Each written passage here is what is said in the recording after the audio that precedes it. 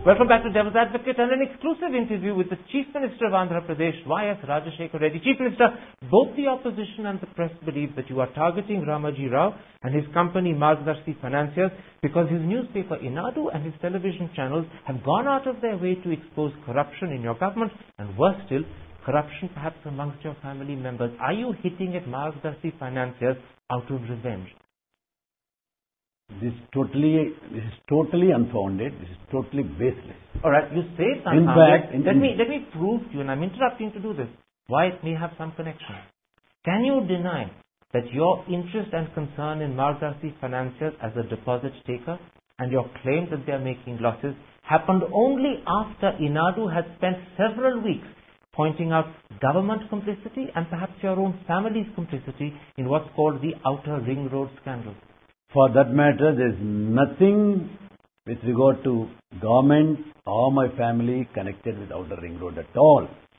Not just Inadu, even Tribune newspaper in Chandigarh has alleged that your family members and what are called your own men have wrongly made money. When the allegations were there, I immediately constituted CBI inquiry. I constituted judicial inquiry. If at all there are anything for me or my family or for my government to hide, why will I do all this? I'm talking not about your government hiding, I'm talking about the fact, are you taking revenge on Ramaji Rao through his finance company for exposing complicity in scandal or at least alleging? Absolutely not. If Ramaji Rao has done, has written something in his newspaper, that is his own business. I have got nothing to do with that. You say it's your business, but just a moment.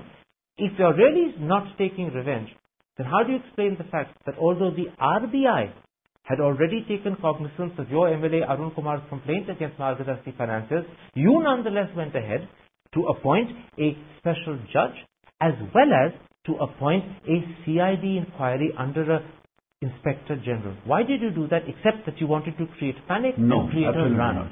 Whatever we have done is just as per the statute and as per the law. In fact, RBI themselves asked in so many words that whatever has to be done, it has to be done by the state government only. Hang on a moment. I'm afraid I'm interrupting you yet again.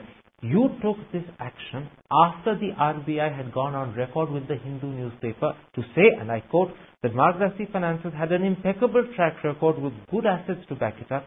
And despite the fact that not a single depositor had complained of default either then or even up till now, there was no need for you to act, yet you acted, and you acted in such a way as to create panic and possibly a run. Again, it's totally false and baseless.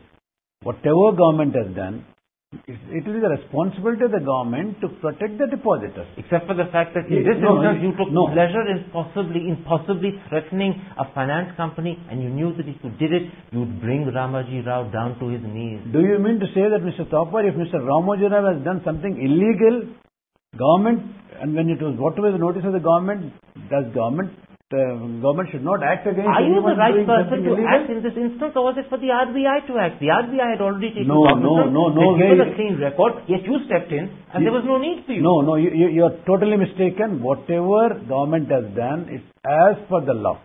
Government has done only its duty and nothing else and nothing more. Let me give you another instance. You have also appointed a special public prosecutor to consider prosecuting Ramaji Rao as editor of Inadu because you allege that he has criminally defamed the Home Minister last year in July, even though the article in question doesn't mention the Home Minister at all. Most people say that is a clear-cut attempt to intimidate Inadu and Ramaji Rao. What sort of a question this is? Do you mean to say that if someone writes something defaming someone, criminal defamation? Why did you go for criminal defamation? Go to the civil court.